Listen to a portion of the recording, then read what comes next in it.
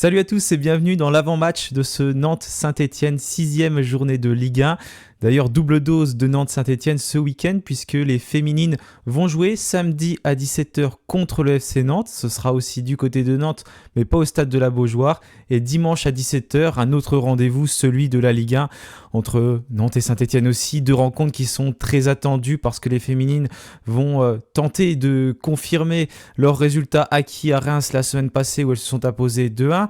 Contre une promue de Arkema Premier League. Et puis là, les Verts vont essayer de se racheter, si on peut dire ça, parce que c'est très, très difficile, voire impossible de se racheter après un 8-0 qui restera bien évidemment gravé pendant très très longtemps dans nos mémoires, mais les Stéphanois vont devoir tout de même se relever, montrer qu'ils ont les capacités de faire des bonnes choses et d'aller peut-être chercher un résultat du côté de Nantes, mais avant tout on les attend au niveau des intentions.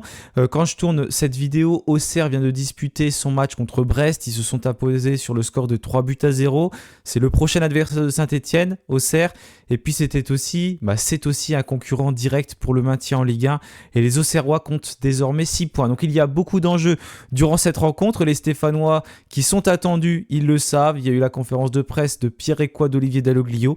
On va pouvoir revenir dessus et puis aborder cet avant-match. Juste avant de commencer, n'oubliez pas de vous abonner, de liker et on se retrouve juste après générique.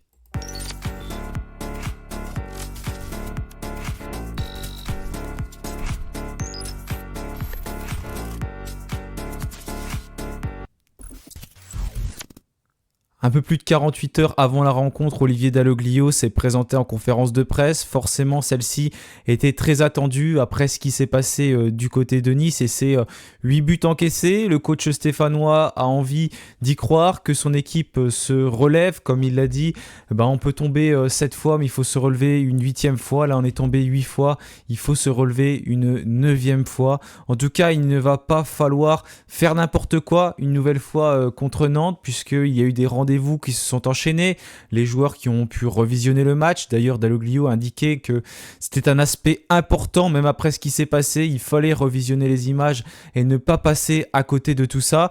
Et puis, on a également les supporters, les Ultras, Green Angels qui sont arrivés lundi pour causer avec les joueurs et mardi les Magic Fans aussi. Voilà, les supporters qui ont bien évidemment rappelé que cela ne devait plus se reproduire, mais qui sont restés solidaires et derrière les joueurs. Un discours qui a, semble-t-il, plus au coach et aussi aux joueurs de l'AS Saint-Etienne. Maintenant, bien évidemment, on attend la réponse sur le terrain où 700 supporters stéphanois devraient effectuer le déplacement, en tout cas dans le parcage de la Beaujoire. Donc les joueurs sont soutenus avant une réception de la Auxerre la semaine prochaine dans un match qui sera hyper important, d'autant plus que la Auxerre vient de s'imposer. Mais déjà voilà, ce dimanche forcément on attend une réponse des Verts après ce qui s'est passé au niveau de l'état d'esprit. Très clairement, c'est là qu'on attend les Stéphanois pour que des choses pareilles ne se reproduisent plus. Et en tout cas, c'est un match qui est donc vraiment très important pour les Verts dans cette optique-là de, entre guillemets, essayer de se racheter. Olivier Dalloglio va devoir faire avec plusieurs absents, donc j'ai mis un discours plus long puisque j'ai écouté la conférence de presse et sur le site de l'AS Saint-Etienne c'est plus développé. On est sur la continuité concernant les blessés. Pour Masson, ça progresse dans les temps. On a eu un problème, il a même dit un petit problème avec Ibrahima Ouadji qui a dû s'arrêter cette semaine. On va continuer les soins malheureusement car il enchaîne blessure sur blessure. Concernant Anthony Briançon, on va voir s'il a besoin d'une intervention au genou. Pour Pierre Cornu touché à l'ischio, ça prendra plusieurs semaines. Côté retour, la semaine d'Augustine Bauki s'est bien passé. Lui qui devait être dans le groupe la semaine dernière mais avait ressenti une gêne de dernière minute. Donc on s'attend à pas mal d'absents dans le groupe stéphanois. Quid des latéraux? Qu'est-ce qu'on va faire puisque après Masson, c'est Pierre Cornu qui semble éloigné des terrains pendant plusieurs semaines. Olivier Dalloglio va devoir trouver une solution. C'était déjà compliqué, je trouvais, pour établir un 11 de départ durant cette rencontre, parce que tout simplement, quel choix va-t-il faire? Est-ce qu'il faut laisser les mêmes joueurs que contre Nice? Est-ce qu'il faut faire beaucoup de changements? Est-ce qu'il faut changer de système de jeu? J'ai d'ailleurs proposé 2 compositions en fin de match, donc vous me direz également la vôtre bien sûr dans les commentaires, parce que voilà, c'est très important de changer cette équipe. Mais à la fois, est-ce que c'est nécessaire tout simplement de faire des choix qui peuvent être aussi très délicat parce que on rappelle que quand même Saint-Etienne n'a pas un banc qui est hyper fourni, même si on est l'équipe de Ligue 1 qui a utilisé le plus de joueurs depuis le début de la saison. Voilà pour le bilan au niveau des absents. Donc Thomas Monconduit, toujours touché au niveau du tendon d'une cuisse, donc encore plusieurs semaines, mois d'absence. Ivan Masson au niveau du ménisque, Pierre Cornu au niveau de la cuisse et plus précisément de l'ischio-jambier sur apparemment c'est sur un saut je crois, son genou qui a été protégé par l'ischio à ce moment-là et qui a pris un gros choc, donc ce sera sans doute une longue absence pour Cornu. Ibrahima Wadji, j'ai mis phase de reprise, mais c'est plus nouvelle rechute pour lui. Je sais même pas si c'est une rechute, parce que Dalloglio a dit que c'était une rechute, mais sauf qu'il avait déjà rechuté, il avait repris l'entraînement cette semaine, on le voyait, puis il a rechuté. Donc vraiment, c'est un calvaire depuis plus d'un an pour l'avant-centre de l'AS Saint-Etienne. Et puis Anthony Briançon, douleur au genou. Ils vont voir ce qu'il faut faire, si une opération sera nécessaire ou non. Mais l'ancien capitaine de l'AS Saint-Etienne, on n'a pas l'air en tout cas d'être prêt de le revoir. Mais par contre, il n'y a pas que des absents du côté de Saint-Etienne, parce qu'Antoine Comboiré va devoir aussi composer avec un effectif bien amoindri. Regardez, on a des joueurs qui sont déjà absents depuis un moment. On a Fabien Santon touché au niveau du mollet. On a Guirassi au niveau de la cheville, Marmout c'est les ligaments croisés, et puis on a Kadewere touché au niveau du mollet et Jean-Kévin Duverne au niveau de l'ischio-jambier. Santon, j'ai mis que c'était le mollet, mais je me demande si c'est pas le genou. Enfin bref, c'est un joueur qui sera absent pour cette rencontre. Pour Kadewere et Duverne, ça s'est fait lors du dernier match contre Angers. Ces deux joueurs ont reçu des coups visiblement et seront éloignés. Donc Kadewere, l'ancien lyonnais, puis Jean-Kévin Duverne qui est aussi assez important dans cet effectif du FC Nantes. Voilà pour les absents. Du côté des potentiels retours, on a Florent Mollet qui a été touché au niveau de la tête du péroné et qui, je crois que ça s'est fait durant la préparation estivale. Il a joué avec la réserve qui s'était imposée 6-0 du FC Nantes la semaine passée, tout comme Ignatius Ganago et puis Marcus Coco. Donc les trois joueurs qui étaient pas dans le groupe la semaine passée, sans qu'on précise vraiment pourquoi. Bon, pour Mollet, c'était la tête du péroné, donc il revenait. Pour Ganago et Marcus Coco, j'ai pas trouvé pourquoi ils étaient absents, mais en tout cas, leur coach a indiqué que ils pouvaient prétendre à une place dans le groupe, eux qui étaient donc redescendus en réserve et qui ont joué. Il y a un des trois qui a joué l'intégralité du match et il y en a, je crois que c'est Ganago qui a joué l'intégralité du match et Mollet et Coco qui ont joué un petit peu plus de 60 minutes. Du côté de Saint-Etienne, on a également des joueurs sous menace. Bon, il y en a certainement beaucoup qui ne vont pas être dans le groupe parmi ces trois-là, parce que Marwan Nzouzi, qui pourrait quand même revenir dans le groupe, parce que comme Cornu ne sera pas présent, et puis Mathieu Cafaro, c'est celui sans doute qui va être titulaire, il est sous la menace pendant encore 6 rencontres, et puis Pierre Cornu pendant encore 7 rencontres. Il a pris 2 cartons jaunes lors de ses 2 premiers matchs. Bon là, il ne devrait pas être là pendant plusieurs semaines, mais je l'ai laissé parce que c'est un joueur stéphanois, en tout cas, qui est sous la menace.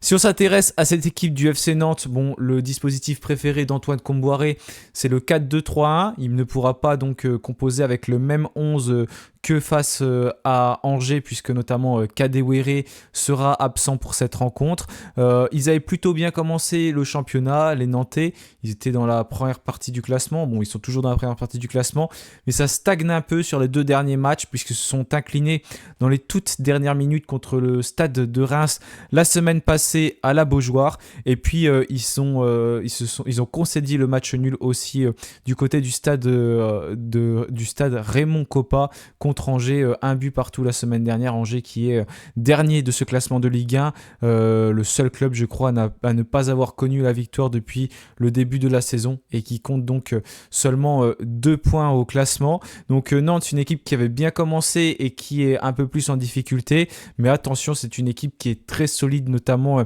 défensivement, avec seulement 3 petits buts encaissés, 4 buts encaissés depuis le début de la saison. Donc c'est 4 buts qu'ils ont encaissés tout simplement sur les 3 derniers matchs. Avant, ils étaient sur un clean sheet pour débuter le championnat.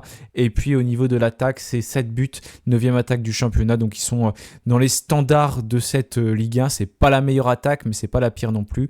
Et le joueur qui est vraiment à suivre et qui est là comme depuis plusieurs saisons, qui performe malgré une certaine inconstance et qu'il va falloir vraiment surveiller, c'est Moses Simon, l'ailier nantais, ailier gauche qui est quand même très dangereux.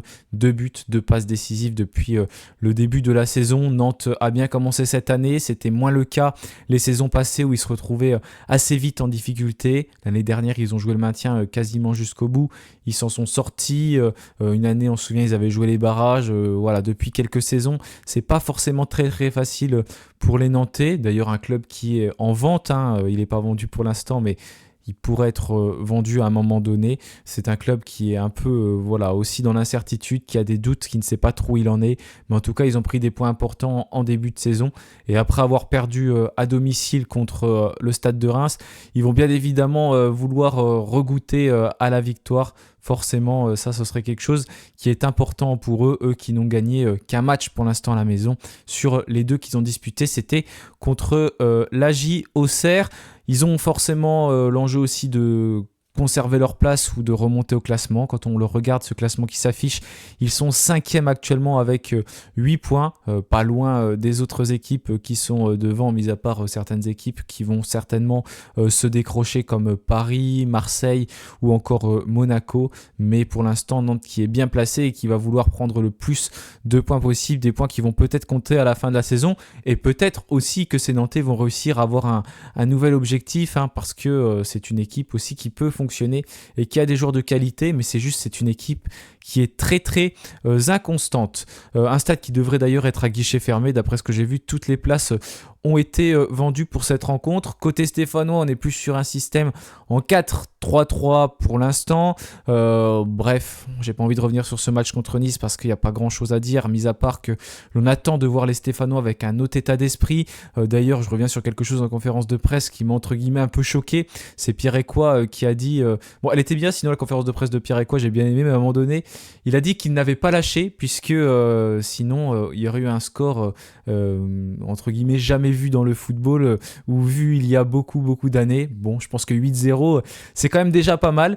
Donc c'est ces propos qui m'ont un petit peu gêné, parce que c'est quand même pas normal de se prendre 8-0, même si il était d'accord avec ça que c'était pas normal, mais il a dit ça, comme quoi... prendre 8-0, ça aurait pu être pire si les Stéphanois avaient lâché. Bref, on va passer à autre chose, mais pour l'instant, on est vraiment en difficulté. Un but marqué, le but de Mathieu Cafaro qui a été inscrit contre Lille. Et puis sinon, c'est 15 buts encaissés par les Verts, dont 8 bien sûr lors du dernier match. Une différence de but catastrophique de -14. On est la pire attaque de ce championnat avec un but. On est la pire défense avec aussi un but, avec 15 buts encaissés. Tout comme Montpellier qui est d'ailleurs la pire défense. Ça change de Nantes qui est la 3e meilleure défense de championnat de Ligue 1. À l'extérieur, c'est bien sûr 3 défaites pour les Verts puisqu'on a connu qu'une seule fois la victoire, c'était à domicile contre Lille. 2e déplacement consécutif avant, je crois, 2 réceptions consécutives, Auxerre et le FC Nantes, bien évidemment, Auxerre et le RC Lens. Bien évidemment, les Stéphanois vont être très attendus quand on va recevoir Auxerre, le stade qui se remplit d'ailleurs très vite. Je rappelle, 20 000 abonnés cette saison, les 2 copes déjà plein, la tribune Henri Point qui est aussi déjà bien garnie. Certainement que le match va se disputer à guichet fermé face à l'AJ Auxerre. Voilà en tout cas pour les dernières nouvelles concernant l'AS Saint-Etienne.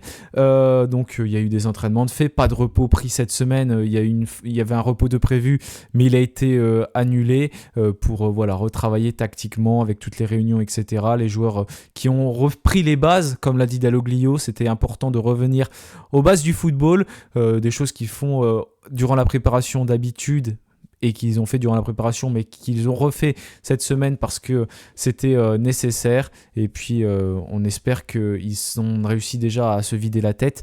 Normalement, c'est le cas parce que le coach Stéphano a dit qu'ils étaient revenus sur le match sur les 2-3 premiers jours.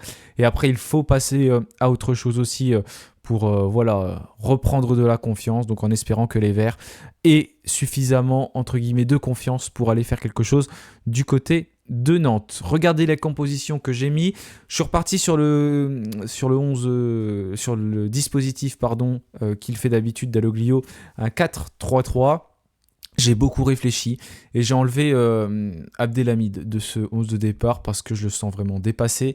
J'imagine que c'est un choix qui ne va pas faire de Loglio parce que c'est un peu la seule recrue qu'il a voulu et qu'il a eu. Il l'a mis capitaine en plus, donc je ne le vois pas le sortir, mais personnellement, je le sortirai parce que voilà, c'est vraiment un joueur qui est très en difficulté pour l'instant. Je m'attendais à le voir en conférence de presse. Je ne sais pas comment ça s'est décidé, hein. Faudrait être dans le groupe pour voir tout ça parce qu'après un 8-0, pour moi, c'était au capitaine d'aller devant les médias. Bien sûr, c'est pas forcément lui qui a eu son mot à dire, c'est la com de l'AS Saint-Etienne qui a décidé. Mais j'aurais préféré voir Abdelhamid, pour le coup, prendre la parole plutôt que d'envoyer Pierre Ecoua, qui est arrivé il y a 3 semaines du côté de Saint-Etienne. Mais c'est le choix qui a été fait, en tout cas, par la cellule de communication de l'AS Saint-Etienne. Et puis, pour faire un 11 de départ, c'est difficile parce qu'il faut être dans le vestiaire après une semaine comme ça, surtout. Parce que forcément, c'est pas ce qui s'est passé, ce qui s'est dit à l'entraînement. Donc, je sais pas trop les choix qu'il va faire, mais on pourrait se diriger potentiellement vers un 4-3-3, Petro à gauche pour remplacer Pierre Cornu, un milieu avec Ekwa, Mouefek et Hold. J'ai enlevé Mathis Amougou qui a été en difficulté, mais comme tout le monde lors de la dernière rencontre, plus on va dire dans l'optique de le protéger contre le FC Nantes. J'ai remis Hold parce que il n'était pas titulaire lors des 2 derniers matchs. Après ce qui s'est passé, je le vois bien démarrer cette rencontre. Et puis aux côtés de Mouefek, David Ashvili à droite, Cafaro gauche et Lucas Tassin en pointe de l'attaque. Je ne vois pas Dalloglio faire d'autres choix, à moins qu'il mette Augustine Boakier titulaire.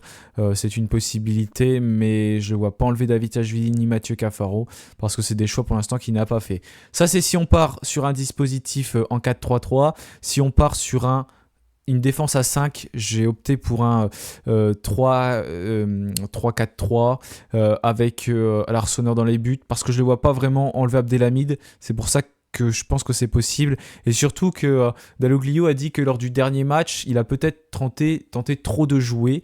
Bon, ça c'est aussi quelque chose qui m'a frappé, hein, ce qu'il a dit, parce que j'ai pas vu Saint-Etienne essayer de jouer, mais bref. Donc je le verrai plus revenir à un dispositif aussi, je verrai potentiellement revenir à un dispositif plus défensif pour tenter de se rassurer, même si c'est un peu ce qu'on a fait contre Nice après le 4-0, ça n'a pas trop aidé.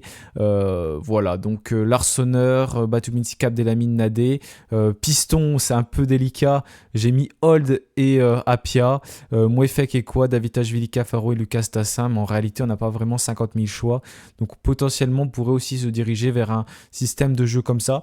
J'attends vos retours en commentaire, qu'est-ce que vous en pensez? Est-ce que pour vous Dalloglio va rester à 4 défenseurs, va passer à un système à 5?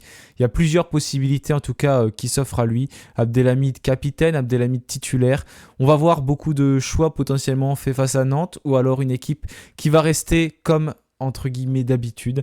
En tout cas, réponse ce dimanche à 16h lors de la composition de l'AS Saint-Etienne. En attendant, on va suivre les autres rencontres. Auxerre a pris de la confiance en battant le Stade Brestois qui était assez apathique sur cette rencontre d'ouverture de la 6e journée de Ligue 1, en espérant que les Nantais soient aussi très peu inspirés contre l'AS Saint-Etienne et que les Stéphanois enfin arrivent à se relever parce que ça va être très important. Je vous souhaite un excellent week-end et puis bien évidemment, allez les Verts, salut à tous.